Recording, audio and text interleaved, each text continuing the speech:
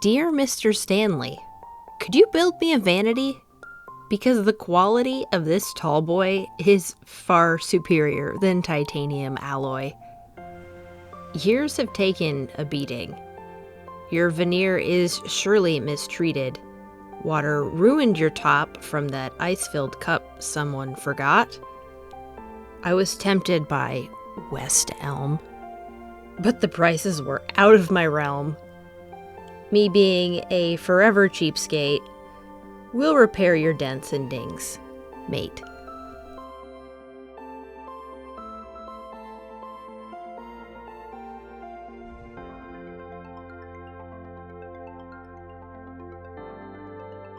Hi there, and welcome to another furniture transformation video where I will be refinishing a Stanley tallboy dresser. If you're new, please take the click or tap of faith and interact with that subscribe button. Let us get started.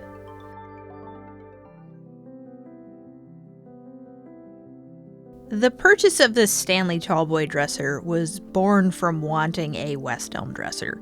I saw this Parker dresser on the website and I really liked that style. It was pretty simple in design with walnut finish and pulls that were in line with the drawers, so I wanted something similar to that.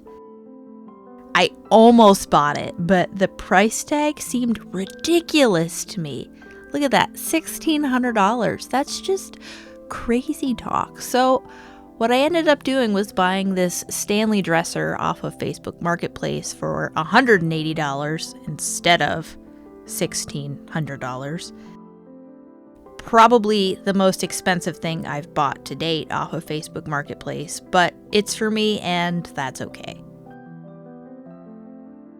Another caveat to refinishing this is I also bought a Broyhill Emphasis dresser for a whopping $35 that was in excellent condition. I cleaned it up and I made some repairs. I used Old English to tidy up the light scratches and freshen up the drawers with some wax and repaired the handle that had broken on the front. And refinishing this Stanley dresser, I wanted it to be more brown and less red, but still maintain some of its original color. So it's still going to be a little bit red with some brown.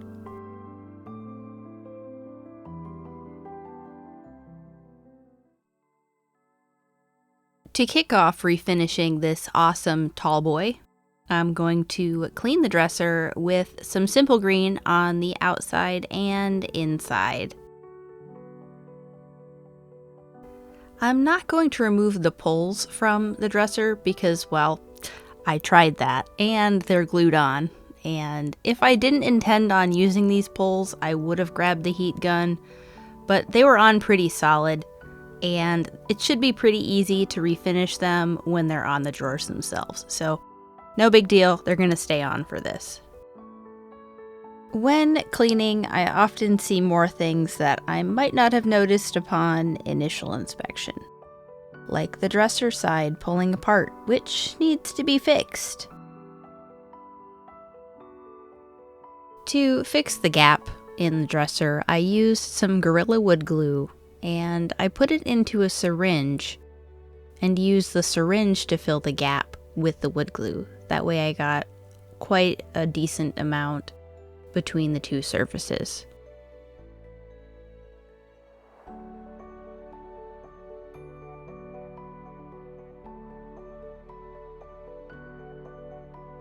And once I filled the gap with wood glue, I realized I should probably lay the dresser on its side so that it could fill the area better.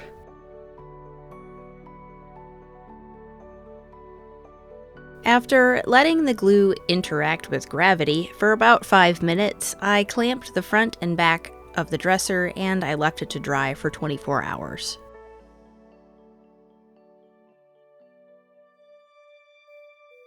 The next goal is to remove the finish from the dresser. I need to get it down to bare wood so that I can apply the stain and remove all of that failing finish off of the surface.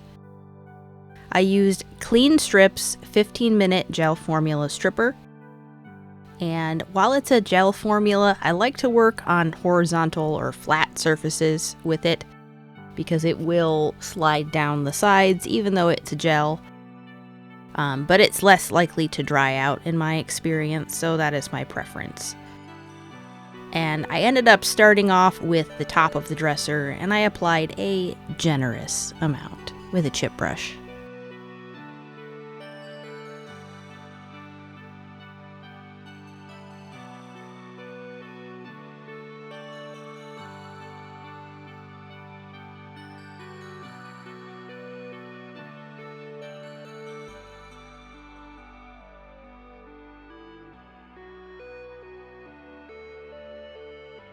After the 15-minute window had elapsed, you'll notice that you can start to see more of the dark walnut color underneath the stripper, which is pretty cool.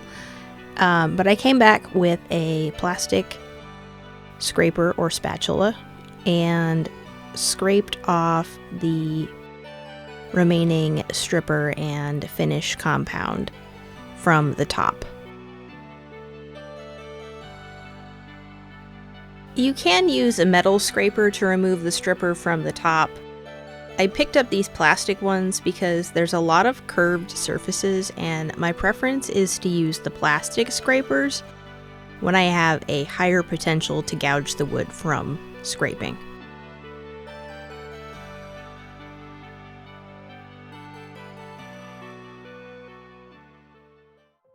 I used mineral spirits to neutralize the stripper before moving on to the next section.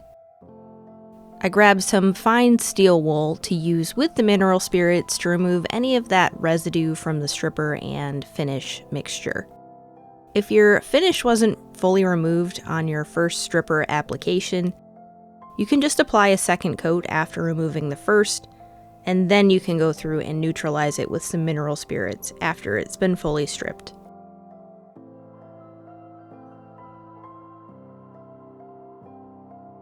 I very gently laid the dresser on its side to apply the next round of stripper.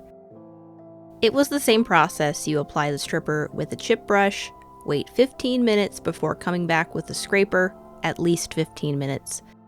You don't want to go over 30 minutes or enough time for it to dry out, but if you're working with the stripper and you're finding that you come back and it's dry, just apply another coat. And then make sure that you don't let it sit for too long. That'll reactivate it and allow you to remove it more effectively from the whatever project you're working on. Now, also take note, I don't know if you can see this really well, but in the top of the video, I'm working in my garage and the door is open. This stuff should be applied in a well-ventilated area. I have 2 large fans running at almost all times in my garage to help create circulation. So just keep that in mind. This isn't something that you want to do inside of your home.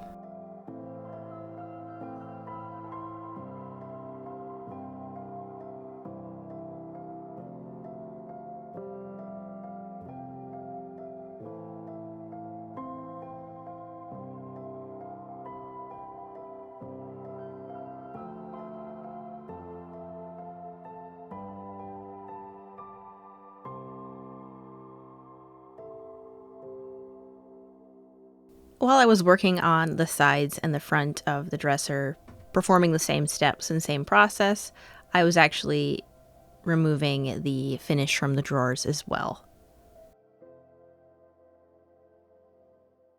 I let everything dry overnight so that I could see where the finish wasn't fully removed. I had a difficult time getting all of the finish off of the curved areas, so I came back in with my carbide scraper and I carefully removed the rest of the finish. Surprisingly, this carbide scraper did really well to get into the more confined areas and remove the finish. Also want to point out that the frame of the dresser is made from solid elm, so I wasn't as worried about cutting through the wood, but I did try to avoid it as much as possible because this means less sanding later.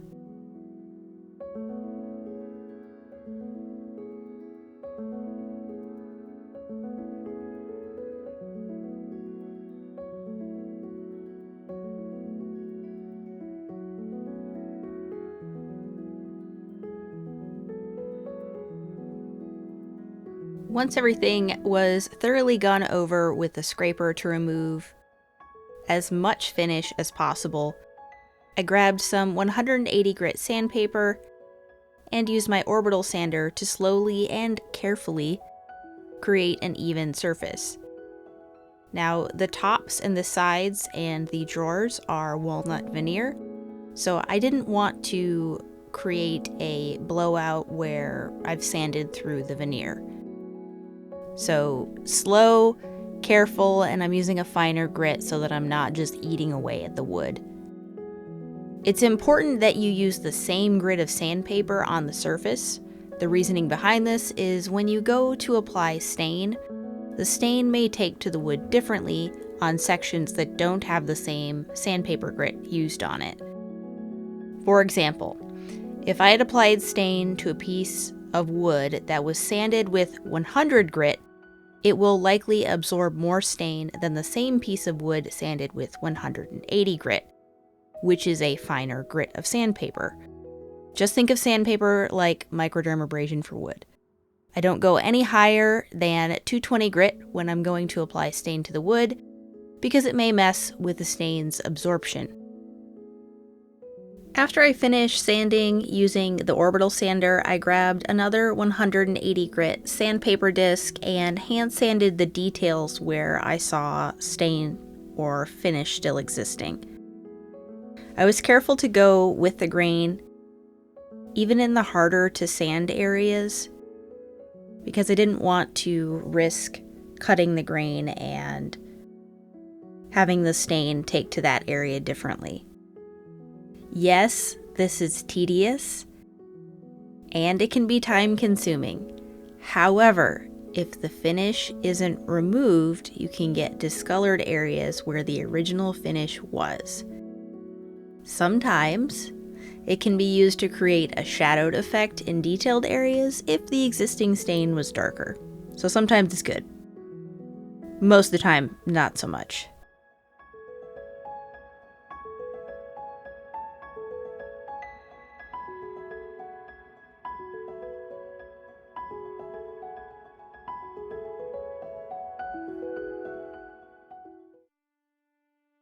I still needed to complete more repairs after removing the finish. I try to get these done before I start, but when I removed one of the drawers from the dresser, I saw there was some fancy aluminum duct tape on the backside of the drawer. This is a key indication that the dovetails probably needed glued. So I actually appreciated the use of this tape because there was very little residue left on the drawers. Much better than regular duct tape or packaging tape, which I've encountered before. Once I had removed the tape, I could see that the dovetails indeed had come apart. I applied wood glue to the joints, and then I used clamps to hold the drawer in place while the glue dried overnight.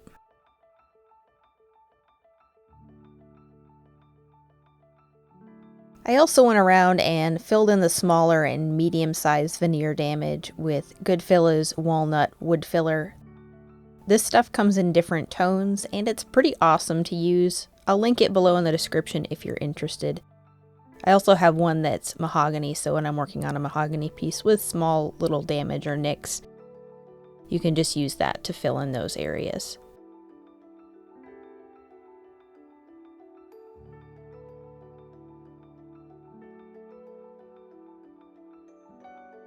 This corner chunk was probably the largest area on the dresser I used wood filler on. It could have been repaired with a small slice of walnut veneer, but because I'm going to use a darker wood stain, I wasn't overly worried about it.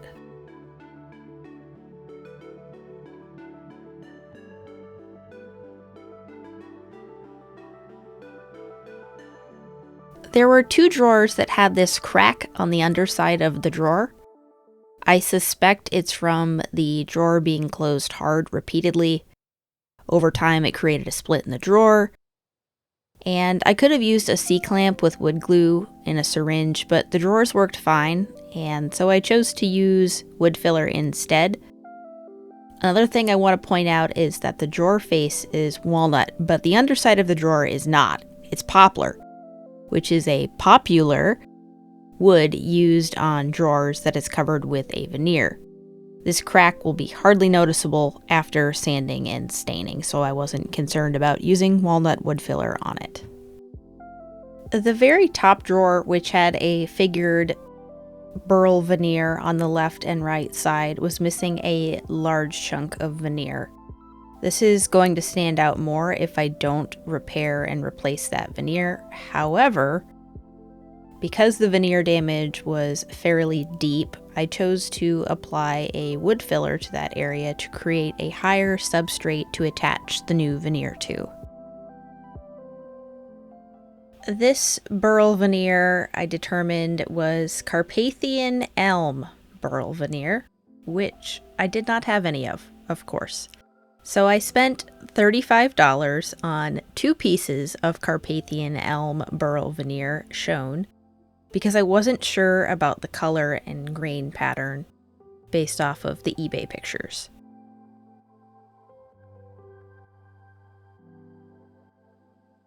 Once I was happy with a specific part of the veneer, I cleaned up the wood filler to create a sharper edge, and then I applied some tape to that area.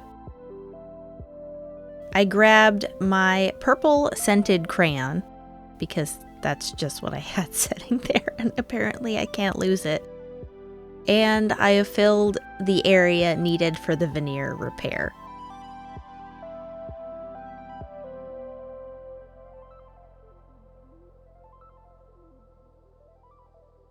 I then cut out the shaded area with some scissors and double-checked to make sure that it fit in the gap on the veneer after it was cut out. I then placed the tape on the veneer, leaving some excess on the outside so that I could trim it, and I cut the veneer with sharp scissors.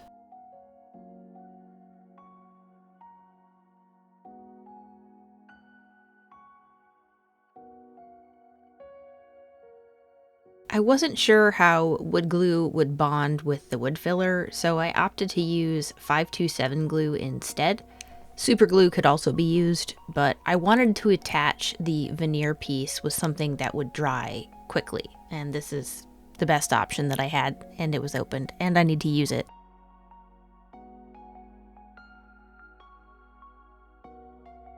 I ended up putting painter's tape over the top, and I put a clamp over it just to make sure that I had good pressure, and I let that dry overnight.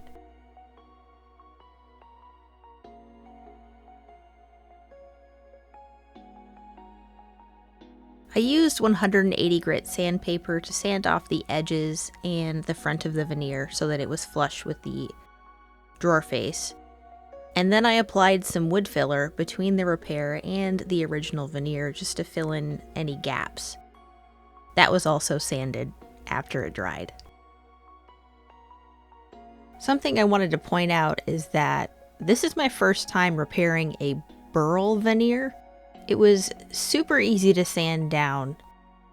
Even with 180 grit sandpaper though, I had a small piece pop out of the bottom of the repair that I ended up just filling. The grain pattern on the burl goes all kinds of different directions, so I can see how this happened with a smaller cut. If I could have found it in a paper-backed veneer, I would have used that instead, but I couldn't find any. Paper-backed veneer has extra structural integrity because there's paper behind it, so this probably wouldn't have happened. But either way, it's a tiny little chunk, and again, I'm not super concerned, but I just wanted to point that out. The veneer repair was a very different color from the original veneer. I can tell that when I wipe on some mineral spirits, but the stain color I'm using should help blend that in a lot better.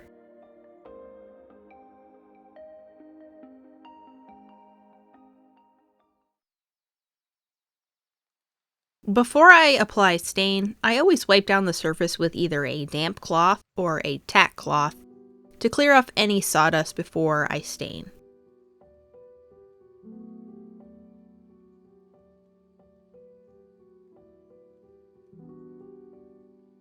Once everything is dry again, I'm ready to apply the stain.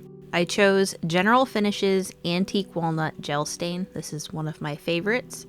It's also going to give me that brown tone that I'm looking for, and it's still going to resemble the original color a bit.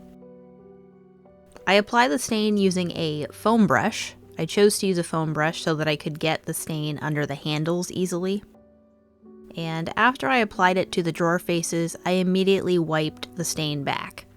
I repeated this for all 5 drawers, working one drawer at a time.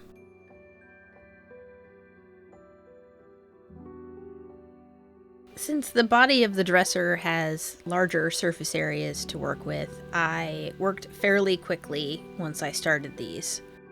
I did the drawers first because, well, it allowed me to ramp up my speed a bit. But same thing here. Apply the stain generously to the surface, wipe the stain with the direction of the grain.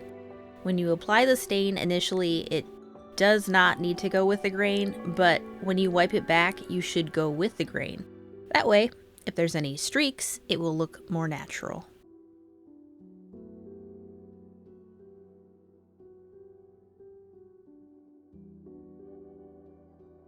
To seal in all my hard work after the stain dried, I'm going to use Wipe-On Poly in clear satin. This is an oil-based finish, so it's going to add more depth in my wood tone when applied. I ended up applying 2 coats of Wipe-On Poly to the dresser, allowing it to dry completely in between coats. Before my final coat of polyurethane, I used 320 grit sandpaper to smooth everything out and clear up any dead bugs that landed in my previous poly coats. And I ended up using a tack cloth to clear off the sanded poly dust from the dresser. For my final coat, I switched up to Varathane's clear satin oil-based aerosol polyurethane. This is going to ensure my final coat is quite smooth. If I used Wipe-On Poly, I would have applied a very thin final coat over the top. Another step that could be considered sealing that I did was apply Howard's Feed and Wax, Beeswax, and Orange Oil Wood Polish and Conditioner to the drawers. It's pretty simple to apply. I just put some in the drawers and I use my wax brush to massage it into the wood. I let it sit there for 20 minutes on the wood, and then I come back with a lint-free cloth and wipe off the excess that didn't soak into the wood. If you're doing this on your own drawers that you are actively using, wait at least 24 to 48 hours after you've wiped back the excess wax to put your clothes back in. I also picked up some of these very small rubber cabinet bumpers off of Amazon after seeing the crack on the drawer faces, and I wanted to prevent that from happening again. So I put 2 of these behind the drawer faces on each side that made contact with the dresser body.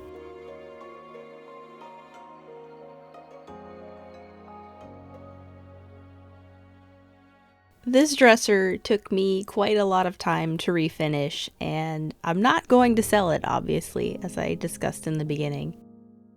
I look at it like an investment. In my area, I could probably sell this dresser for somewhere between $400 and $500 max to the right buyer. If I sold it online, I could probably sell it for quite a bit more. To me, the quality of the dresser was worth the time and effort. I hope you enjoyed this video, and if you've made it this far, make sure you click the subscribe button and gently tap the like button. It's fragile. Thanks for watching.